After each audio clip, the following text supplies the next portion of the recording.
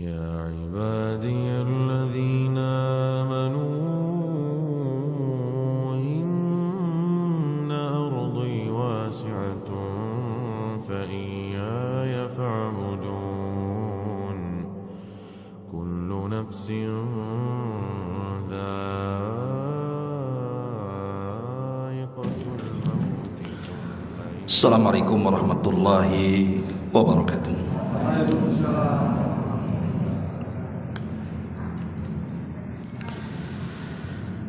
Alhamdulillah wassalatu wassalamu ala rasulillah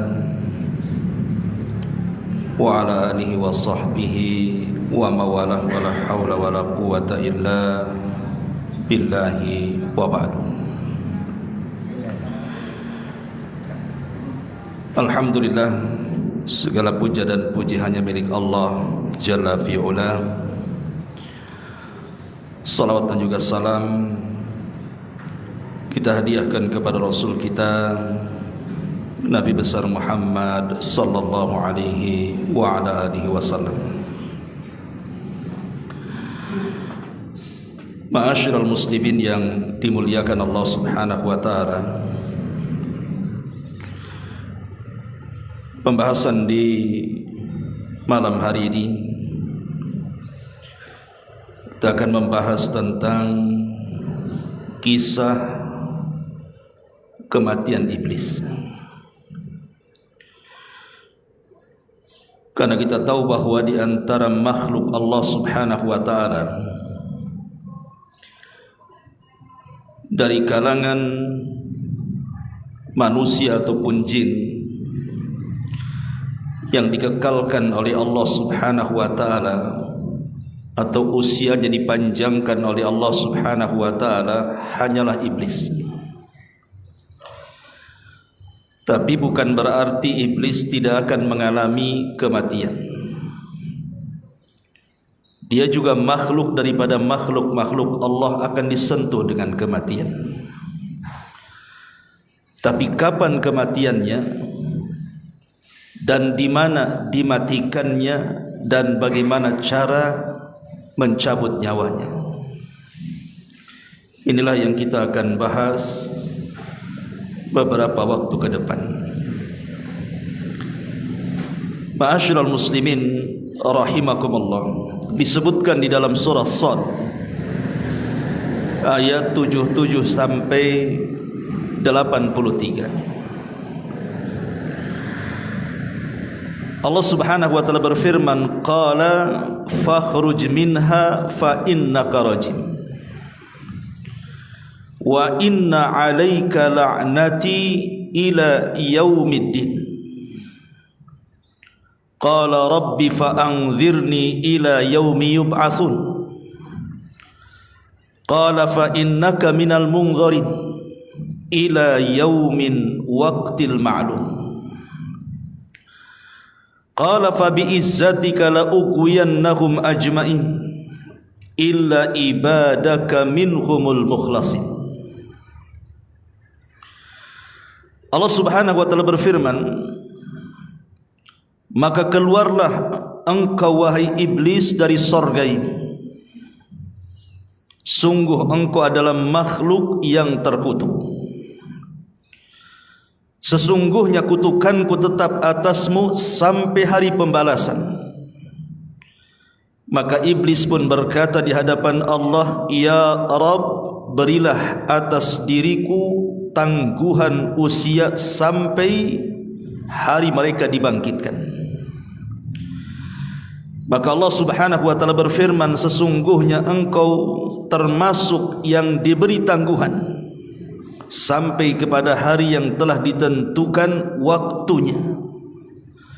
Iblis menjawab, demi kekuasaan engkau ya Rabb, aku akan menyesatkan mereka semuanya kecuali hamba-hambamu yang mukhlis di antara mereka. Di dalam ayat ini Allah Subhanahu wa taala menggambarkan kepada kita ketika Allah Subhanahu wa taala merintahkan para malaikat, termasuk juga iblis di dalamnya, untuk sujud kepada Adam alaihi salam sebagai sujud penghormatan. Tapi kemudian iblis pun menolak karena dengki, hasad dan kesombongannya, merasa dia lebih hebat dibandingkan Adam alaihi salam. Lah karena iblis ini menolak perintah Allah Subhanahu wa taala, maka Allah murka. Kemudian Allah firmankan di sini, fakhruj minha fa innaka rajim. Kalau begitu keluarlah engkau dari sorga, engkau makhluk yang terkutuk, kata Allah. Bahkan Allah Subhanahu wa taala saking murkanya mengatakan, wa inna alaika la'nati ila yaumiddin.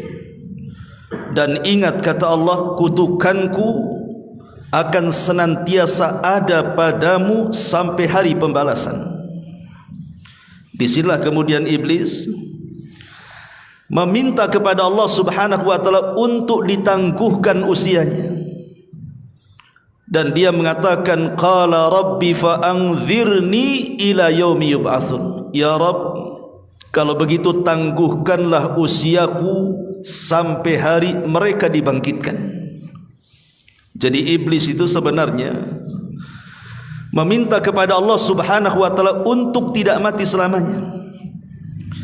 Sebab kalau seandainya iblis kemudian dihidupkan sampai manusia dibangkitkan, artinya iblis tidak pernah mati. Karena kita tahu bahwa tiupan sangkakala itu kan menurut pendapat yang kuat 2 kali. Di mana tiupan yang pertama itulah yang disebut dengan nafkhatul faza' wal maut, tiupan kejutan dan kematian. Baru setelah itu Allah Subhanahu wa taala perintahkan kepada Israfil untuk meniup tiupan yang kedua. Itulah tiupan kebangkitan. Maunya iblis itu ditangguhkan usianya sampai dibangkitkan manusia. Kalau begitu iblis tidak pernah mati. Karena ketika tiupan yang pertama semua manusia mati, dia tak mau mati. Dia maunya setelah tiupan yang kedua, artinya sudah pindah alam. Bukan alam dunia lagi, tapi alam akhirat, kan begitu. Intinya dia tak mau mati sebenarnya. Tapi Allah Subhanahu wa taala kemudian mengatakan, qala fa innaka minal munzarin. Baik, kata Allah, aku akan berikan tangguhan usia kepadamu, tetapi kata Allah, ila yaumil waqtil ma'lum, sampai hari yang Allah tentukan. Di sini menjadi khilaf para ulama, apa yang dimaksud ila yaumil waqtil ma'lum. Ketika Allah Subhanahu wa taala mengatakan, sungguh kamu termasuk orang-orang yang diberikan tangguhan sampai waktu yang ditentukan. Para ulama tafsir berbeda pendapat tentang waqtil ma'lum, waktu yang ditentukan oleh Allah untuk kematian iblis ini. Ada beberapa penafsiran, di antaranya perkataan Abdullah ibn Abbas radhiyallahu anhuma. Dia mengatakan yang dimaksud adalah arada bihi an-nafkhatul ula.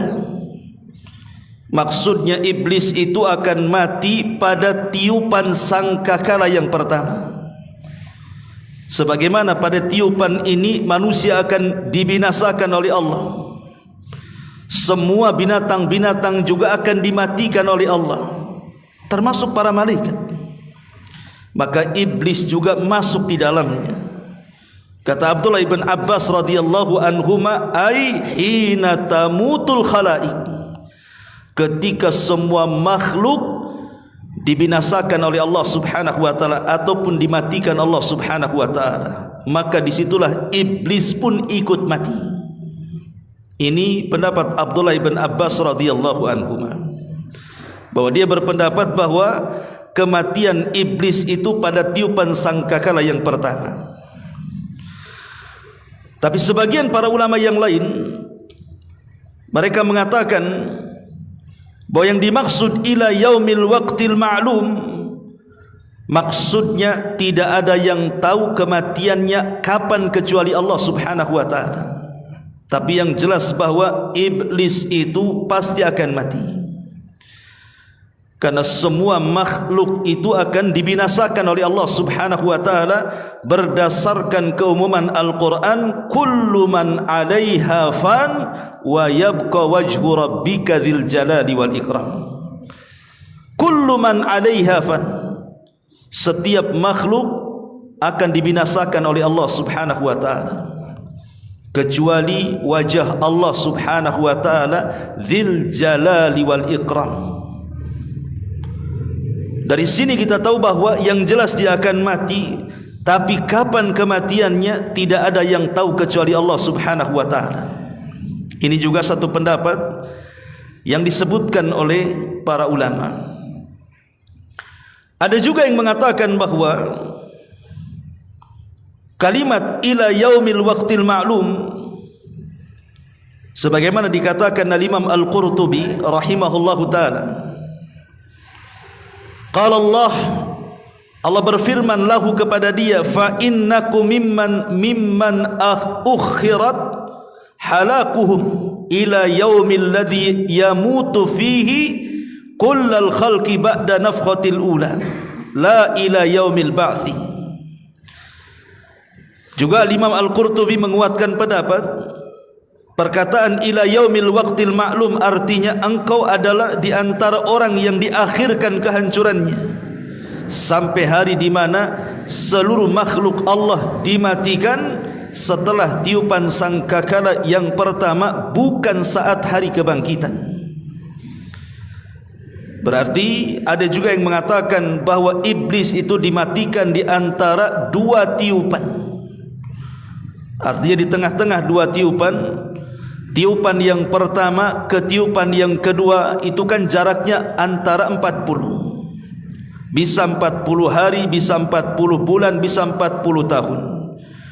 Karena Abu Hurairah radhiyallahu an ketika ditanya jarak tiupan Israfil yang pertama ke kedua itu, beliau hanya menyebutkan angka dengan menyebutkan arbaun 40, tanpa menyebutkan apakah 40 hari, apakah 40 bulan, apakah 40 tahun, wallahu a'lam.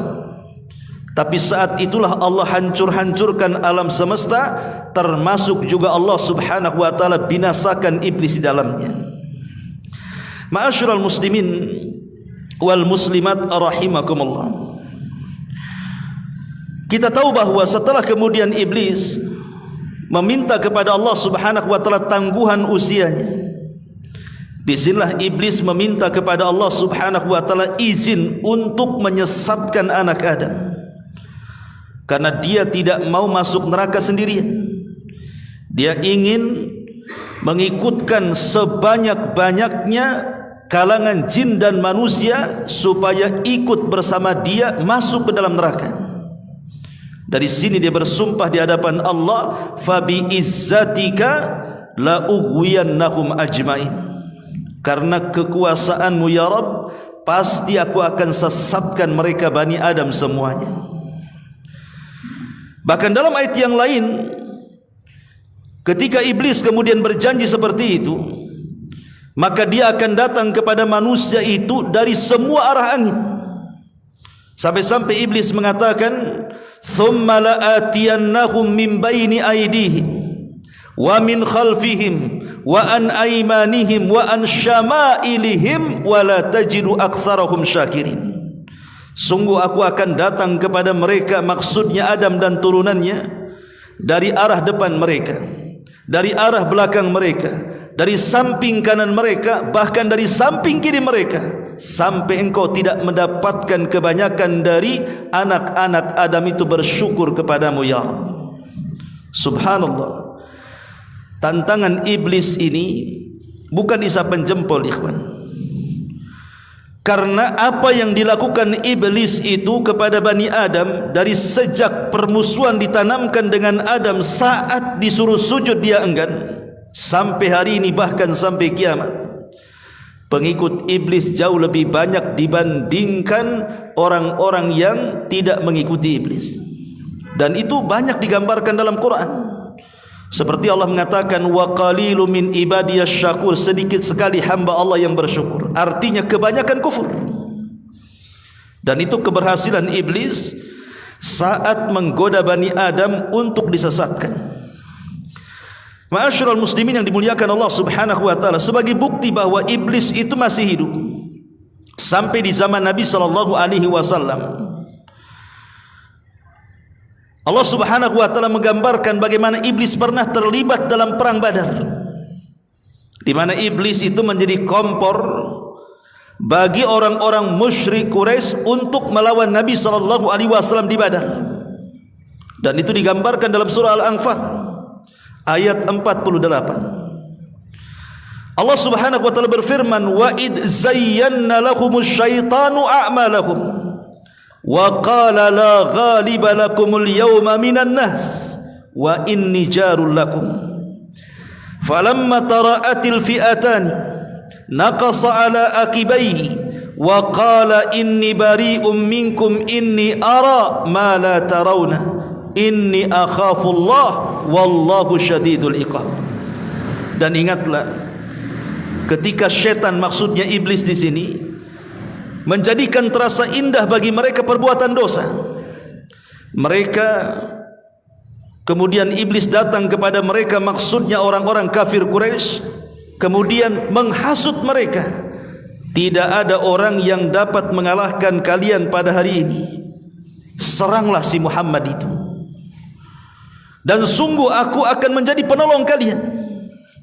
Jadi dalam perang Badar ini, iblis ini menyerupai manusia, kemudian datang kepada pasukan Quraisy, kepada para pembesarnya, kemudian menghasut mereka agar segera menyerang Rasul sallallahu alaihi wasallam di Badar dan menjanjikan kemenangan. Tetapi apa yang terjadi ketika perang sudah berkecamuk? Falamma tara'atil fi'atani, ketika kemudian setan ini melihat pasukan yang berhadap-hadapan itu nampaknya akan terjadi kekalahan dari pihak orang-orang kafir Quraisy, maka apa yang terjadi? Naqasa ala aqibaihi wa qala inni bari'um minkum, maka dia pun kabur dari pasukan itu dan mengatakan, aku berlepas diri dari kalian, inni ara ma la taron, karena aku melihat apa yang kalian tidak lihat. Inni akhafullah, saya takut kepada Allah, wallahu syadidul iqab, dan Allah yang zat yang sangat keras siksaannya. Dari sini iblis tahu bahwa dia terlibat dalam perang Uhud, sampai Allah gambarkan dalam surah Al-Anfal ayat 48 ini. Maknanya bahwa iblis itu masih hidup sampai di zaman Nabi sallallahu alaihi wasallam, berusaha untuk mengompori orang-orang Quraisy untuk menyerang Nabi di Badar. Walaupun pada akhirnya Allah menangkan dalam peperangan ini, dan iblis pun kabur kemudian meninggalkan orang-orang kafir Quraisy. Bahkan juga dijelaskan, bukan hanya di perang Badar, iblis juga terlibat dalam perang Uhud. Kita tahu bahwa perang Uhud ini berbeda dengan perang Badar, karena perang Badar itu kan kita kaum muslimin mengalami kemenangan, tapi dalam perang Uhud ini terbalik, kaum muslimin mengalami kekalahan. Dan begitulah sifat daripada kehidupan. Watilkal ayyam nudawiluha bainan nas, yang namanya hari itu diputar-putar oleh Allah Subhanahu wa taala, terkadang menang, terkadang kalah. Dan itu sebagai ujian bagi kita kaum muslimin. Disebutkan dalam sebuah hadis dari Ummuna Aisyah radhiyallahu anha, dia mengatakan, lamma kana yauma Uhudin, ketika terjadi perang Uhud, huzimal musyrikuna, maka orang-orang musyrik pun mereka kemudian menyerang kaum muslimin. Pada awal peperangan kita tahu bahwa Nabi SAW mengatakan kepada 40 atau 50 pemanah yang ada di Jabal Rumat itu, dan mengatakan, apapun yang terjadi dengan kalian jangan pernah turun. Tugas kalian hanya memanah dari ketinggian, jangan ikut campur dengan pasukan yang di bawah. Ketika para pemanah mereka melihat kemenangan pasukan yang di bawah, Karena orang-orang musyrik itu mereka lari tunggang langgang yang dipimpin oleh Khalid ibn Walid ketika itu dia masih musyrik. Orang-orang yang di atas disangkanya sudah mengalami kemenangan, padahal itu siasatnya Khalid bin Walid. Dia mundur itu bukan lari, tapi mundur itu memutar bukit dia. Ketika para pemanah ini akhirnya kemudian tergiur dengan ghanimah, harta rampasan perang yang ditinggalkan begitu saja, mereka turun. Hanya beberapa orang yang bertahan di atas bukit itu. Lah saat mereka turun itulah maka iblis pun berteriak. Fasaha iblis, kata Aisyah radhiyallahu anha, dia mengatakan maka iblis berteriak, ai ibadallah ukhrakum, faraja'at ulahum fajtaladat hiya wa ukhrahum, fanadhara Hudzaifatu fa idza huwa bi abihi al-Yamani. Wahai hamba-hamba Allah, saudara-saudaramu, orang pertama dari mereka berbalik, dan dia dan orang-orang yang terakhir mereka pun akhirnya saling menyerang dan sebagian mereka gugur. Maksudnya begini, jadi orang-orang yang turun dari atas bukit itu ketika mau bergabung dengan pasukan yang dibawa, maka setan kemudian iblis berteriak seolah-olah yang di belakang itu adalah orang-orang musyrik yang hendak menyerang dari belakang mereka. Lah orang-orang yang dibawa disangkanya itu bukan sahabat, mereka adalah orang-orang musyrik. Akhirnya orang yang di bawah berbalik kemudian menyerang orang-orang yang baru turun dari gunung itu. Akhirnya terjadi peperangan di situ. Padahal sama-sama orang Islam kan. Lihat bagaimana iblis mengacaukan perang Uhud itu. Sampai-sampai ada beberapa sahabat yang gugur di situ. Sampai dijelaskan Hudzaifah ibn al-Yaman yang ada di situ, dia melihat ayahnya Al-Yamani dan dia mengatakan, ai ibadallah abi, wahai hamba-hamba Allah, itu ayahku Yaman, jangan kalian bunuh. Tapi namanya perang, kalau sudah berkecambuk itu sudah tidak dengar lagi teriakan kan. Akhirnya dibunuh juga tuh ayah daripada Hudzaifah itu namanya Al-Yamani. Jadi mereka saling menyerang gara-gara kompor daripada iblis tuh. Akhirnya Hudzaifah pun mengatakan, faqala Hudzaifah ghafarallahu lakum, semoga Allah mengampuni kalian, kenapa kalian bunuh ayahku, katanya. Qala Urwah, maka Urwah berkata, fama zalat fi Hudzaifah minhu baqiyatu khairin hatta lahiqa billah. Urwah berkata masih ada sisa-sisa kebaikan dalam diri Hudzaifah hingga dia meninggal dunia. Lihat bagaimana kekalahan daripada perang Uhud itu akibat adu domba yang dilakukan siapa? Iblis. Ya. Ma'asyiral muslimin wal muslimat rahimakumullah. Bahkan bukan hanya iblis datang kepada kaum muslimin yang sedang berperang, dia pun datang kepada Nabi sallallahu alaihi wasallam. Dijelaskan dalam sebuah hadis yang sahih dari Abi Darda radhiyallahu anhu, qama Rasulullah sallallahu alaihi wasallam fasami'nahu yaqul a'udzu billahi minka, thumma qala al'anuka bi la'natillahi thalathan.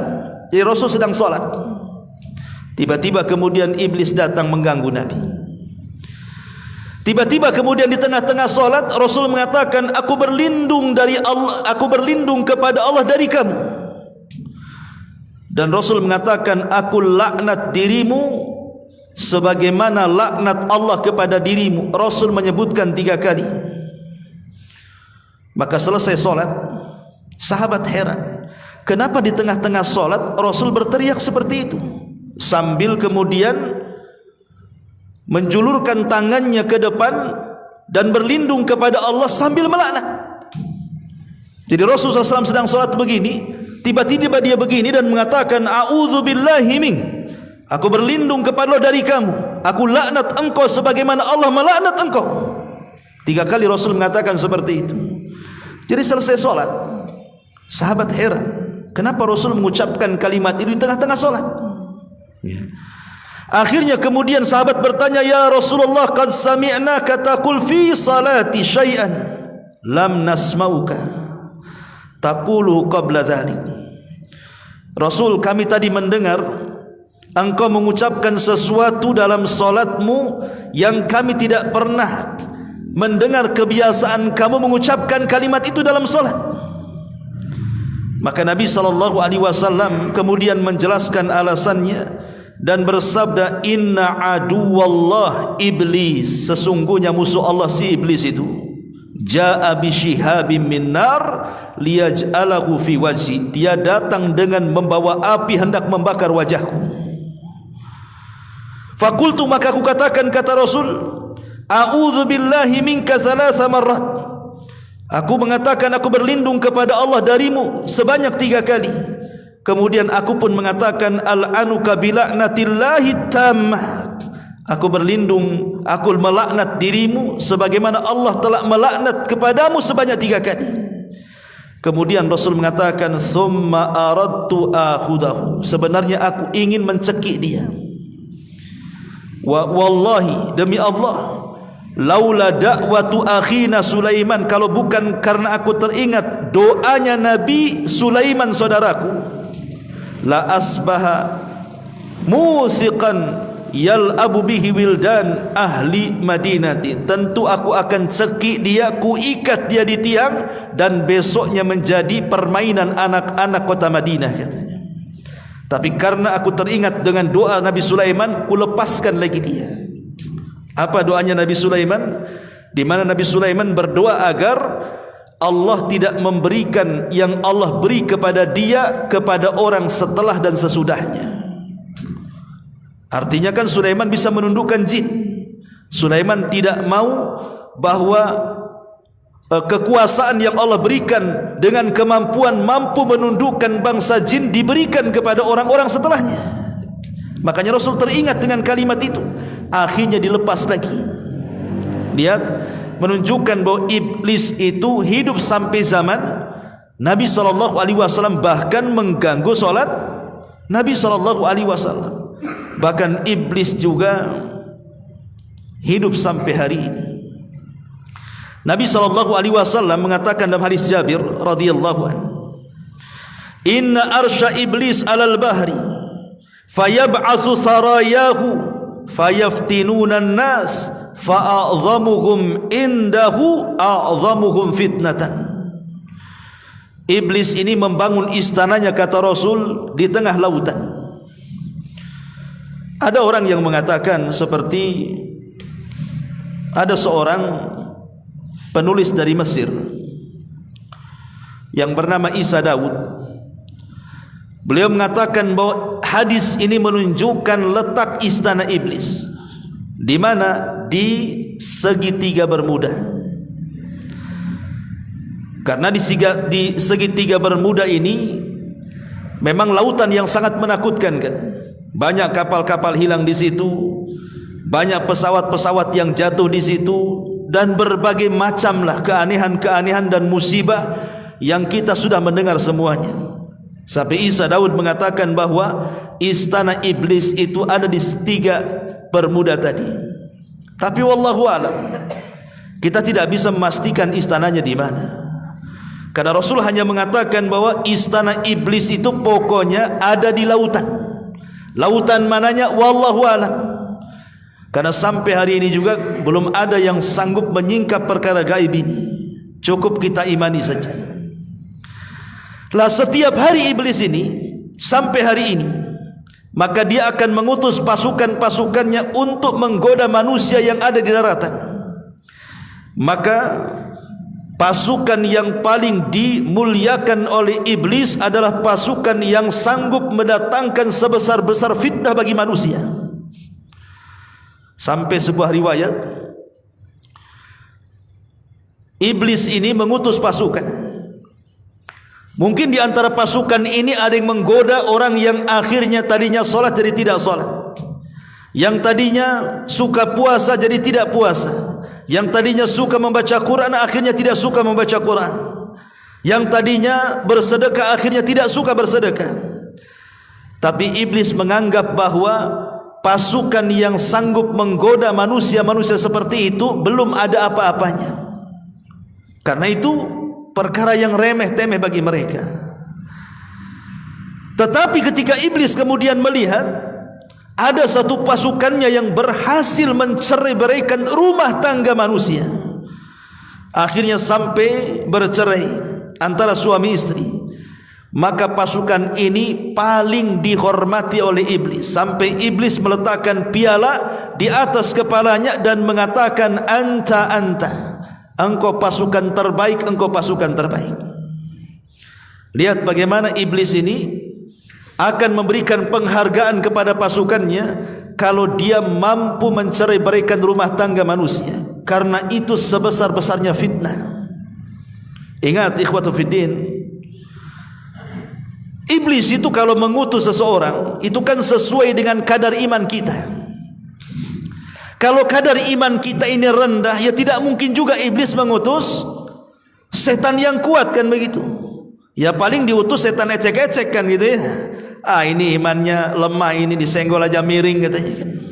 Yang remeh-remeh saja lah, kan begitu.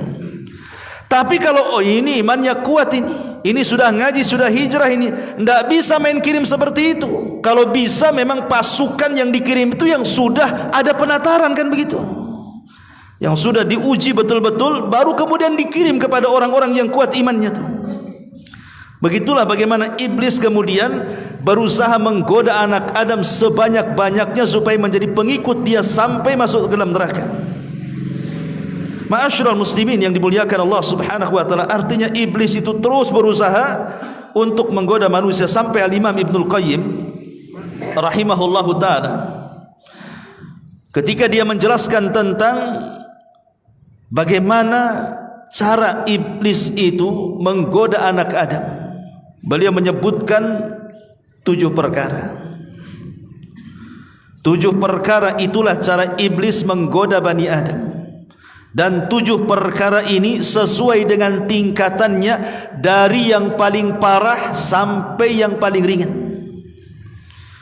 Yang pertama kata Imam Ibnul Qayyim, al-kufru billahi wa bidinihi. Maka tugas yang pertama, iblis mengerahkan pasukannya bagaimana caranya anak-anak Adam itu dibuat kufur kepada Allah, dibuat kufur dengan agamanya, dibuat murtad dari keyakinannya. Ini tugas yang pertama yang paling berat dari iblis kepada anak buahnya, buat dia kufur, buat dia murtad. Makanya kenapa kemudian dalam Islam itu yang paling penting adalah menjaga akidah, ikhwan. Jaga akidah, apalagi di zaman sekarang ini akidah sudah mulai terkikis dengan berbagai macam kesyirikan, dengan berbagai macam kekufuran yang dihadapkan di tengah-tengah kita. Mungkin kita ini yang masih insyaallah hijrah ngaji sunnah masih bisalah memilah dan memilih, tapi generasi kita apakah seperti kita? Wallahu a'lam. Makanya kenapa kemudian meneguhkan akidah di zaman sekarang ini penting. Di tengah-tengah kesyirikan dari syirkul akbar sampai syirkul asghar ini betul-betul merajalela. Jadi tugas yang pertama iblis kepada anak buahnya, buat dia kufur. Dan kufur itu ada 2. Ada yang sifatnya kesyirikan, pelakunya disebut musyrik. Ada yang sifatnya nifak, pelakunya disebut munafik. Dan ada yang ketiga, dibuatnya manusia murtad dan berpindah dari agamanya. Jadi yang pertama nih, iblis ini bagaimana caranya orang itu dijerumuskan kepada kesyirikan dulu tuh.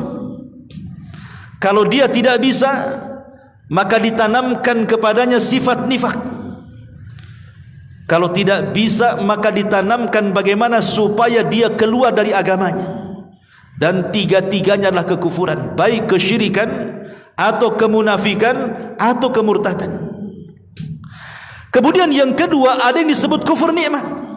Ya, kufur nikmat itu di bawah daripada kufur yang pertama, tapi kufur nikmat juga dia tangga menjadi kufur yang akan mengeluarkan kita dari Islam. Dan kufur nikmat juga ada 2. Disebutkan oleh para ulama, yang pertama sitru ni'amillahi azza wajal, menutup-nutup bahwa nikmat ini datang dari Allah. Seperti perkataan Qarun yang mengatakan kekayaan ini datang dari aku. Itu menutup-nutup nikmat Allah. Dia tidak yakin bahwa nikmat ini datang dari Allah, seolah-olah datang dari dia. Dan itu yang banyak dibahasakan Qarun sampai hari ini. Menganggap nikmat itu bahwa dia yang mengusahakannya. Ya wajar saya kaya, saya kan pintar cari uang. Wajar saya kaya, saya kan doktor, profesor, menteri, pilot, dokter spesialis atau apa namanya. Dia berusaha menutup-nutupi nikmat, seolah-olah dia yang mendatangkan nikmat, bukan Allah yang mendatangkan nikmat. Ini yang pertama. Yang kedua, wa ya'mal bi mukhalafatil mun'im, dan dia pun melakukan sesuatu dengan nikmat yang Allah anugerahkan dengan maksud menyelisihi zat yang memberikan nikmat. Artinya kalau kita diberikan nikmat oleh Allah, umpamanya pandangan, ini kan nikmat dari Allah, tapi digunakan untuk menyelisihi zat pemberi nikmat Allah subhanahu wa ta'ala. Akhirnya seseorang menggunakan pandangan, dia pun memandang sepandang-pandangnya. Dia diberikan telinga mendengar sedengar-dengarnya. Dia pun bicara seomon-omonnya, ataupun perut mungkin juga seisi-isinya, asal masuk saja. Ya. Lah ini dua-duanya kufur. Lah ini setan ini yang pertama kali mengutus anak buahnya buat mereka kufur. Ini yang pertama. Kalau tidak bisa, maka yang kedua al-bid'atu. Dibuatnya mereka melakukan bid'ah, perkara yang tidak diadakan di zaman Rasul, diadakan di zaman sekarang. Kita lihat kan di masyarakat kita ini, contoh umpamanya salawat saja. Berapa banyak salawat-salawat yang aneh-aneh itu, ya kan? Terkadang diiringi dengan joget-joget, diiringi dengan musik-musik, diiringi dengan hura-hura. Anda ini sedang beribadah atau sedang apa kan begitu? Seperti orang-orang Syiah juga, apabila datang bulan Muharram mereka memukul-mukul badan. Kononnya katanya demi menebus kesalahan bapak nenek moyang mereka yang dengan sebab mereka terbunuhnya Husain, cucu daripada Nabi sallallahu alaihi wasallam, di Karbala. Maka setiap datang Muharram, maka mereka pun kemudian berjoget-joget sambil memukul-mukul besi pada badan dan kepalanya, sampai anak bayi diketuk kepalanya biar keluar darahnya. Ini ajaran dari mana? Kalau memang merayakan kematian Husain, bukan dengan seperti itu kan begitu. Bukankah Rasul yang mengatakan laisa minna man darabal hudud wa syaqqal juyub wa da'a bid'awal jahiliyah? Bukan termasuk golongan kami, kata Rasul, kalau orang sedang berkabung dia memukul-mukul pipinya, dia merobek-robek bajunya, dia berteriak-teriak ala jahiliyah, kata Rasul. Maka ini tingkatan yang kedua. Tingkatan yang ketiga, kalau mereka tidak bisa juga digoda dari jenis yang kedua, maka kemudian akan digoda dari jenis yang ketiga. Apa itu? Dicintakan dengan al-kabair, dosa-dosa besar. Digemarkan zina, disukakan khamar, dicintakan dengan judi, disukakan dengan ghibah, dengan namimah, dengan dusta dan begitu semacamnya. Tapi kalau juga tidak bisa lewat yang ketiga, maka akan lewat yang keempat, kata Imam Ibnul Qayyim, as-saghair. Bagaimana mereka disuruh untuk melakukan dosa-dosa kecil. Kalau tidak bisa juga dosa-dosa kecil, maka beralih ke yang kelimanya, disibukkan dengan perkara mubah. Ya, main bola itu mubah saja, tidak ada masalah. Tapi dengan sibuknya dengan perkara mubah, akhirnya gara-gara main bola capek badannya. Ketika sholat mulai pegal-pegal kakinya, enggak khusyuk. Ketika main bola tak ada pegal, ketika sholat datang pula pegalnya tuh. Nah, ini kan bahaya kan. Itu masih mendingan sholat kan, kadang-kadang bablas waktunya. Nah ini kadang-kadang kemudian perkara mubah ini bisa melalaikan. Kalau tidak bisa juga dari perkara mubah, masuk kepada perkara yang keenam, supaya mendahulukan yang tidak afdal dan meninggalkan yang afdal. Dibuatnya salat tarawih cepat-cepat katanya. Saya pernah bertanya kepada seseorang, kenapa salat tarawih kok harus ngebut-ngebut kayak gitu? Dia mengatakan yang lambat itu afdal Ustaz, yang cepat itu boleh katanya. Enak kali jawabannya. Lah kalau memang yang lambat itu afdal, yang cepat boleh, kenapa tak pilih yang afdal? Kenapa pilih yang boleh pula, kan begitu? Itulah setan di situ tuh. Dia kemudian dicintakan kepada yang tidak yang afdal boleh ditinggalkan. Kalau tidak bisa juga, nah ini yang terakhir nih, setan dah putus asa ini. Disitulah dia akhirnya apa? Menyuruh seluruh wali-walinya dari kalangan jin, seluruh wali-walinya dari kalangan manusia yang sudah loyal kepada mereka, seperti para dukun, paranormal, tukang-tukang sihir, preman-preman dan begitu seterusnya, untuk membuat kekacauan. Inilah tujuan iblis untuk menggoda manusia. Ma'asyiral muslimin yang dimuliakan Allah Subhanahu wa taala. Baik, kembali. Lalu kapan meninggalnya iblis dan bagaimana meninggalnya iblis dan bagaimana caranya meninggalnya iblis? Ma'asyiral muslimin yang dimuliakan Allah Subhanahu wa taala, disebutkan dalam sebuah riwayat dari Ahnaf ibn Qais, dia mengatakan, qadimtul Madinata wa ana uridu Umar ibn al-Khattab radhiyallahu anhu. Kata Ahnaf ibn Qais, dia mengatakan, saya pergi menuju kota Madinah, ingin berjumpa dengan Umar ibn al-Khattab radhiyallahu anhu. Tiba-tiba saya bertemu dengan Ka'ab al-Akhbar radhiyallahu an. Ka'ab al-Akhbar ini dulunya seorang pendeta, kemudian masuk Islam di zaman Umar dan baik keislamannya. Saya baca terjemahannya saja ya.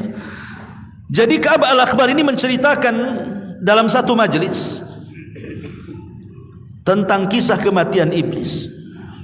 Kata Ka'ab al-Akhbar, ketika Adam alaihi salam sedang menghadapi saat sakaratul maut, maka dia berkata, ya Rabb, musuhku, maksudnya iblis, pasti akan mengejek kepadaku jika ia melihat aku telah mati, padahal dia diberikan tangguhan hidup sampai kiamat dibangkitkan. Maka Allah Subhanahu wa taala menjawab, wahai Adam, kamu langsung menuju ke sorga, tidak ada masalah. Sedangkan si iblis itu ditunda sampai hari kiamat usianya, supaya merasakan sakitnya kematian sebanyak makhluk yang pernah dia sesatkan dari awal sampai akhir. Kemudian Nabi Adam pun bertanya kepada kepada malaikat maut, malaikat Israel. Tentu kalimat Israel ini diambil dari Israiliyat, karena dalam Islam itu tidak kenal malaikat Israel yang kita kenal malakul maut ya. Jadi Adam berkata kepada malaikat Israel, sebutkan kepadaku bagaimana rasanya pedih kematian itu. Sesudah diterangkan oleh malaikat Israel, maka Adam alaihi salatu wasallam berkata, ya Rabb, cukup. Maka ketika itu Ka'ab al-Akhbar terdiam dan tidak melanjutkan ceritanya. Maka orang-orang yang hadir dalam majelis Ka'ab al-Akhbar kemudian mereka bergemuruh dan mengatakan, ya Abu Ishaq, maksudnya Ka'ab al-Akhbar, ceritakan kepada kami bagaimana ia merasakan kematian. Pada mulanya Ka'ab al-Akhbar menolak, tetapi karena didesak maka ia berkata, jika dunia sudah berakhir dan hampir ditiup sangkakala, sedang orang-orang ramai di pasar, mereka sedang sibuk bertengkar dan berdagang, tiba-tiba terdengarlah suara yang sangat keras di langit, hingga separuh penduduk bumi pun pingsan karenanya selama 3 hari. Bagi mereka yang tidak pingsan, mereka bingung, bagaikan kambing ketakutan dalam keadaan hiruk pikuk sedemikian itu, maka terdengarlah lagi satu suara gemuruh bagaikan suara halilintar yang sangat dahsyat bunyinya. Maka tidak ada seorang pun melainkan mati karena halilintar itu. Dan semua manusia, semua jin, semua binatang, semua tumbuh-tumbuhan dan makhluk-makhluk yang lainnya, mereka pun diwafatkan oleh Allah Azza wa Jalla. Ketika itu yang hidup tinggal iblis saja. Ketika semua mati, manusia mati, jin mati, binatang mati, tumbuh-tumbuhan mati, iblis pula belum mati. Maka Allah Subhanahu wa taala pun memerintahkan malaikat Israel atau malaikat maut, aku telah menjadikan padamu pembantu sebanyak orang yang pertama hingga yang terakhir. Dan aku telah memberikan kekuatan penduduk langit dan juga penduduk bumi kepadamu wahai Israel. Dan kini aku pakaikan kepadamu pakaian kemurkaan dan kemarahanku. Maka turunlah dengan membawa murka dan kemarahanku, cari si laknat iblis itu. Maka rasakanlah kepadanya bagaimana kepedihan kematian yang telah dirasakan oleh orang-orang yang terdahulu hingga yang terakhir dari kalangan jin dan manusia. Buat kesakitan yang berlipat ganda, dan hendaknya kamu membawa 70.000 malaikat yang kesemuaannya penuh dengan rasa murka dan kecemasan. Dan tiap malaikat Zabania membawa rantai dari neraka Ladha, dan cabutlah dengan 70.000 rantai itu dari neraka, dan beritakan kepada para malaikat, terutama malaikat maut, malaikat Malik penjaga neraka, supaya membuka pintu-pintu neraka untuknya, katanya. Maka setelah itu para malaikat sudah mendapatkan perintah Allah supaya datang kepada iblis beramai-ramai. Maka turunlah malaikat Israel dengan bentuk yang sangat mengerikan, sehingga andai kata seluruh penduduk langit dan penduduk bumi dapat melihat bentuk yang mengerikan itu, niscaya akan cair kesemuaannya karena teramat sangat ngeri bentuknya. Kemudian setelah iblis sadar bahwa dia sedang diincar oleh malaikat maut, malaikat Israel, maka dia berusaha untuk lari ke timur dan barat, menghindar. Tapi apa gunanya menghindar dari malaikat maut, ikhwan? Akhirnya kemudian Israel pun datang kepada iblis dan membantah dan mengatakan, laknat Allah untuk wahai iblis. Berhentilah wahai iblis, kini aku rasakan padamu kepedihan maut sebagaimana dirasakan oleh banyaknya hitungan orang yang telah engkau sesatkan dalam beberapa abad, dan juga engkau akan merasakan sakit sebanyak orang yang telah kau sesatkan dari seluruh manusia dari awal sampai akhir. Lihat bagaimana Allah Subhanahu wa taala menyiksa iblis dengan kesakitan yang luar biasa saat kematiannya. Maka mendengar hal itu, iblis pun lari masuk ke dalam lautan. Tapi Allah Subhanahu wa taala perintahkan lautan untuk membuang iblis ke daratan. Ditolaknya oleh lautan, dihempaskan lagi iblis dari lautan oleh lautan ke daratan. Maka kemudian iblis pun berkeliling dari semua arah. Ke arah timur dikejar Israel, ke arah barat dikejar Israel. Pokoknya tidak ada arah kecuali dia selalu didatangi malaikat maut. Ketika dia sudah tidak ada lagi jalan, mau kemana lagi tempatnya, akhirnya kemudian iblis pun sampailah di tempat saat Adam dan Hawa diturunkan.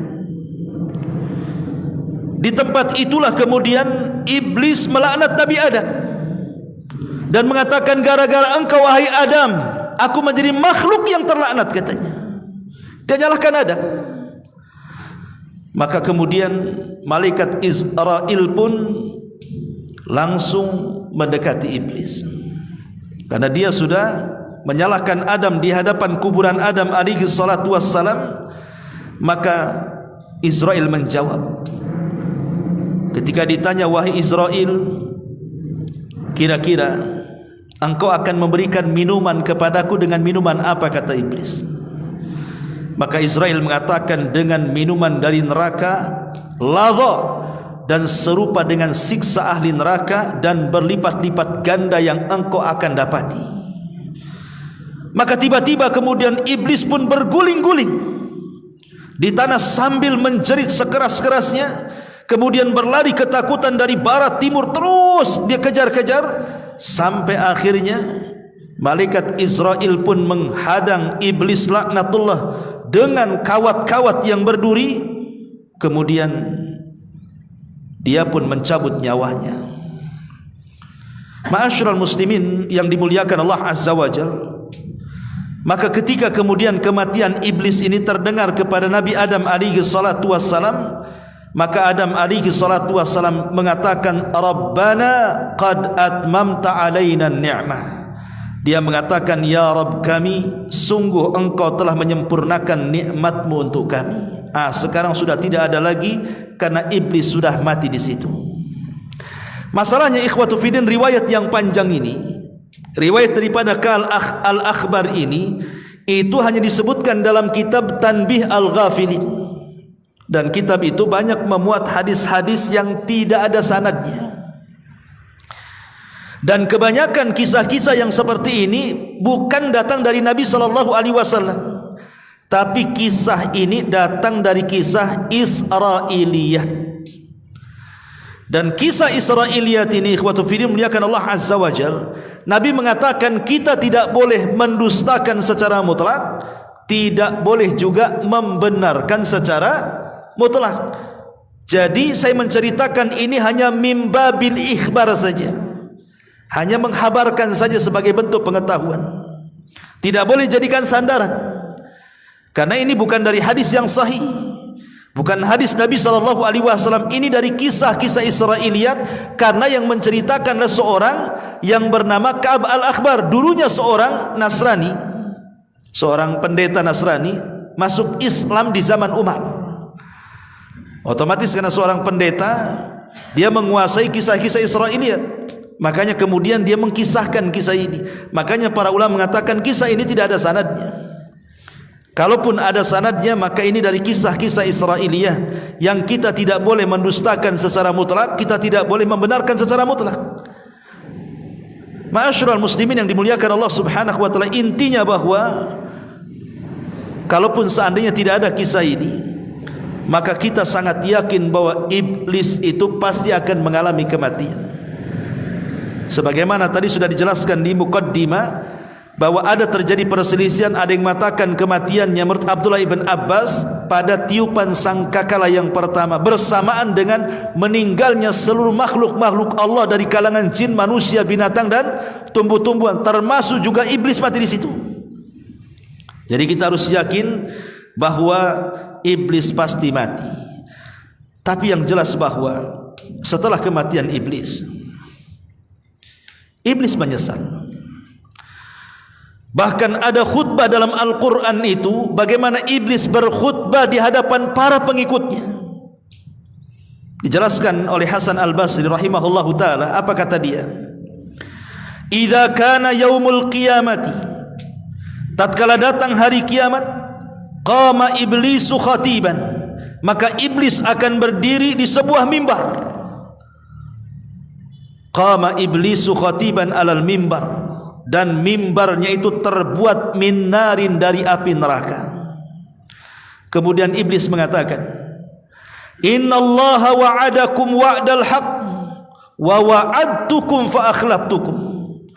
Sesungguhnya Allah telah menjanjikan kepadamu janji yang benar, dan aku pun telah menjanjikan kepada kalian, tetapi janjiku semua kuingkari. Janjiku tidak benar. Al-Hafidz Ibnu Katsir rahimahullahu ta'ala berkata, yukhbiru ta'ala amma khataba bihi iblis atba'ahu ba'dama qadallahu baina ibadahu fa adkhala al-mu'minina al-jinan wa askanal kafirina darakat. Faqama fihim iblis la'anahu Allahu hina idin khatiban liyazidahum hazanan ila haznihim. Kata Imam Ibnu Katsir rahimahullahu taala, Allah menghabarkan tentang khutbah yang disampaikan oleh iblis kepada para pengikutnya, yaitu setelah Allah memutuskan hisab para hamba-hambanya, lalu Allah masukkan orang-orang yang beriman ke dalam sorga dan Allah menempatkan orang-orang kafir ke dalam neraka. Maka iblis pun tatkala itu berdiri dan berkhutbah kepada para pengikutnya agar mereka menambah kesedihan di atas kesedihan mereka. Lah khutbah itu dijelaskan di dalam Al-Quran surah Ibrahim ayat 22 sampai 23. Bagaimana kata-kata khutbahnya? Allah katakan, wa qala syaitan lamma qudiyal amru innallaha wa'adakum wa'dal haqq wa wa'adtukum fa akhlaftukum wa ma kana li 'alaikum min sultan illa an da'awtukum fastajabtum li fala talumuni walumu anfusakum ma ana bimusrihikum wa ma antum bimusrikhi inni kafartu bima asyraktumuni min qablu innadh zalimina lahum adzabun alim. Apa kata iblis dalam khutbahnya? Dan berkatalah iblis tatkala perkara hisab telah diselesaikan, sesungguhnya Allah telah menjanjikan kepada kalian janji yang benar, dan aku pun telah menjanjikan kepada kalian, tetapi aku menyalahi janjiku. Sekali-kali tidak ada kekuasaan bagiku terhadap kalian, melainkan sekedar aku menyeru kalian lalu kalian mematuhi seruanku. Oleh sebab itu kata iblis, jangan kalian mencaci maki aku, tapi caci makilah diri-diri kalian sendiri. Aku sekali-kali tidak dapat menolong kalian hari ini, sebagaimana kalian pun tidak akan sanggup menolong aku, kata iblis. Sesungguhnya aku tidak benar-benar berbuat untuk